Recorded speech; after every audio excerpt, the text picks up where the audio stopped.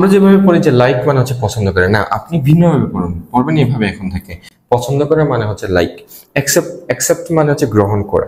তাহলে আমি কিভাবে বলতে মানে এটা পড়বো যে গ্রহণ করা মানে হচ্ছে অ্যাকসেপ্ট, অর্জন করা মানে হচ্ছে অ্যাচিভ। কথা বলবেন আপনি পাস্ট, প্রেজেন্ট, ফিউচার এই সম্পর্কে আপনার একটা ক্লিয়ার ধারণা থাকবে। আসসালামু আলাইকুম everyone, hope you all are doing great. So in today's video I'm going to share some basic effective tips that you can apply to improve your speaking English. So আপনাদেরকে কিছু সহজ উপায় শেখাবো কিভাবে আপনি আপনার স্পিকিংটা বা আপনার ইংরেজির দক্ষতাটাকে বাড়াতে পারেন।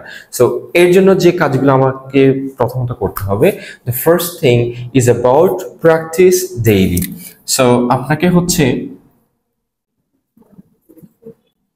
প্রতিদিন স্পিকিং এর একটা প্র্যাকটিস আপনার করা লাগবে। কিভাবে প্র্যাকটিস করবেন? You can practice at your home with your friends, with your family members, or বাসাতে মিরর আছে, আয়না আছে, আয়নার সামনে যাবেন, যে হচ্ছে আপনি প্রতিদিন 1 ঘন্টা, you have to practice 1 hour daily।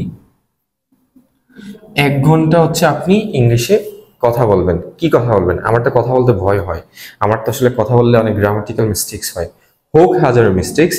আপনি হচ্ছে ভুলভাল ইংরেজি বলবেন। এভাবে আপনার ইংরেজি যাত্রাটা শুরু করবেন। এবং যারা হচ্ছে বিভিন্ন কোর্সে আছি তারা তো ভালোভাবে প্র্যাকটিস করার ট্রাই করে, অথবা যারা ঘরে বসে ইংরেজি শিখতে চাই তারাও হচ্ছে এখন থেকে প্রতিদিন 1 ঘন্টা স্পিকিংটা প্র্যাকটিস করব, এবং হচ্ছে নিজের সাথে প্র্যাকটিস করব, বন্ধু বান্ধবদের সাথে প্র্যাকটিস করব, অথবা হচ্ছে আয়নার সামনে যে আমি নিজের সাথে কথা বলবো। কি নিয়ে কথা বলবো? কোনো একটা টপিক সিলেক্ট করব, সেটা নিয়ে আমি একটু কথা বলার প্র্যাকটিস করব। প্রথম 1-2 দিন একটু আনইজি লাগতে পারে, বাট আমার কাছে মনে হয় 1-2 দিন প্র্যাকটিস করার পর আপনার কাছে ইজি লাগবে। The second thing is about you have to watch videos. প্রতিদিন আপনি কিছু ইংলিশ রিলেটেড ভিডিওস দেখবেন। কোন ভিডিও দেখবেন? So you can watch videos from YouTube থেকে কিছু ভিডিও দেখতে পারেন অ্যারাউন্ড 1 hour।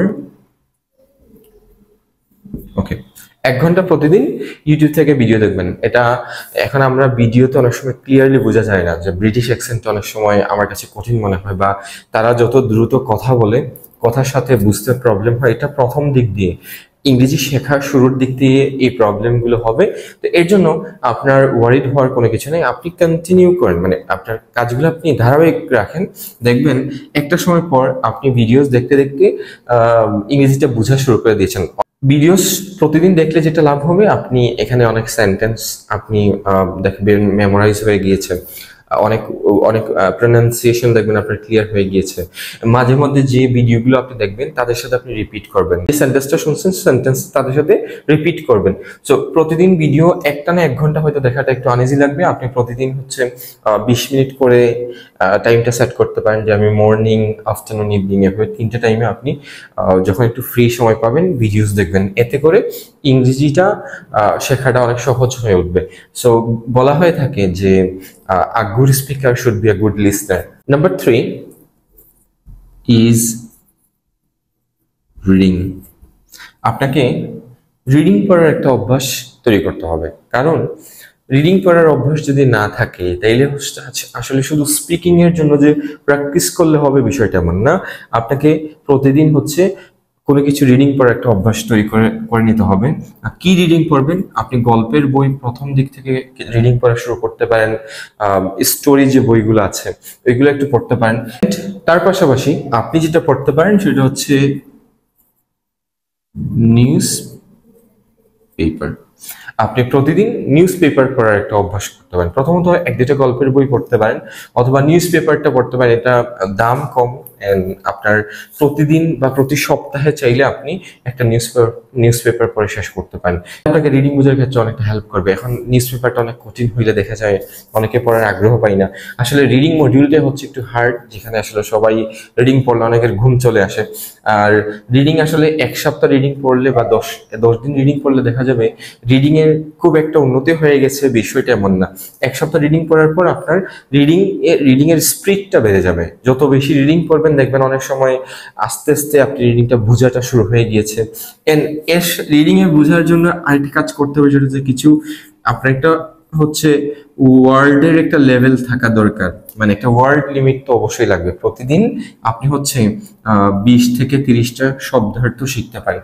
শব্দার্থ শেখার সময় আমরা একটা ভুল অনেকেই করি, সেটা হচ্ছে আমরা যখন বিভিন্ন শব্দার্থ শিখি তখন আমরা যেভাবে শিখি সেটা হচ্ছে আমরা ইংরেজি বলে বাংলাটা আসলে শিখি, আগে ইংরেজি বলি তারপর বাংলা শিখি। না, আমরা একটু ভিন্নভাবে শিখবো। আচ্ছা ধরেন আমি একটা সিম্পল ওয়ার্ড যদি দেখি লাইক, লাইক মানে আমরা জানি হচ্ছে পছন্দ করা।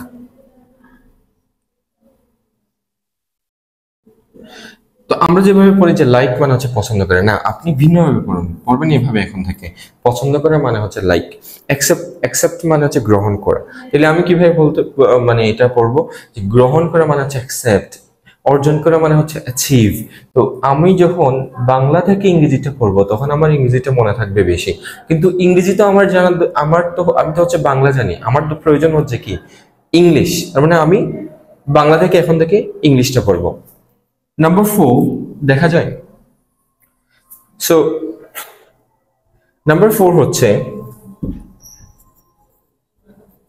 রাইটিং। আপনাকে প্রতিদিন লিখার একটা অভ্যাস করতে হবে।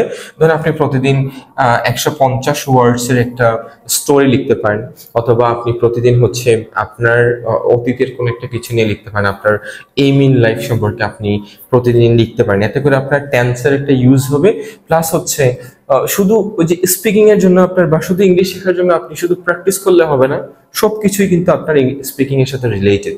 সো আপনি প্রতিদিন লেখার একটা অভ্যাস করুন, প্রতিদিন ছোটখাটো কোনো কিছু লিখুন। দেখবেন এই যে আপনি লিখতেছেন, লেখার সময় কিন্তু অনেক সেন্টেন্স আপনার মুখস্থ হয়ে যায়। যখন আপনি কথা বলবেন আপনি পাস্ট, প্রেজেন্ট, ফিউচার এই সম্পর্কে আপনার একটা ক্লিয়ার ধারণা থাকবে যে কোন টপিক নিয়ে কথা বললে আমাকে প্রেজেন্টে কথা বলতে হবে, কখন পাস্ট ইউজ করব, কখন ফিউচার ইউজ করব।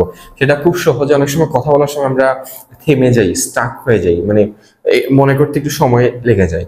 আপনার যদি লেখার একটা অভ্যাস থাকে বেশি, তখন কিন্তু এই দিক থেকে আপনি একটু মুক্তি পাবেন বলা যায়। যে দেখা যাবে প্রতিদিন যদি এইভাবে প্র্যাকটিস করতে পারি, আপনি নিশ্চিত থাকেন আপনার ইংরেজি দক্ষতা খুব সহজে আপনি গ্রো করতে পারবেন।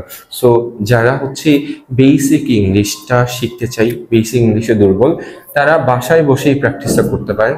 এন্ড বাসায় বসে যাদের প্র্যাকটিস করতে আসলে প্রবলেম হয় তাদেরকে বলবো you can take the spoken English course. আমাদের হচ্ছে আমাদের স্পোকেন ইংলিশ কোর্সের বিভিন্ন টাইমে শুরু হয়। যেমন আমরা মেনলি শুরু হয় হচ্ছে 9:30 AM থেকে, আমাদের হচ্ছে 11:30 ক্লাস আছে, আমাদের হচ্ছে 2টার দিকে ক্লাস থাকে, 4টার দিকে ক্লাস থাকে, আমাদের হচ্ছে 6:30 দিকে ক্লাস থাকে, এবং 7টার দিকে হচ্ছে যা এগুলো হচ্ছে এক্সিকিউটিভ বেস, যারা হচ্ছে আসলে দিনে ক্লাস করতে প্রবলেম হয় তাদের জন্য হচ্ছে আমাদের এই টাইমগুলোতে আমরা আইএলস এবং স্পোকেন দুইটা ব্যাচগুলো শুরু করে থাকি। তো আজকে এই পর্যন্তই। ভালো থাকবেন, সুস্থ থাকবেন, সামনে অন্য কোনো একটা লেসন নিয়ে আসবেন। আসসালামু আলাইকুম।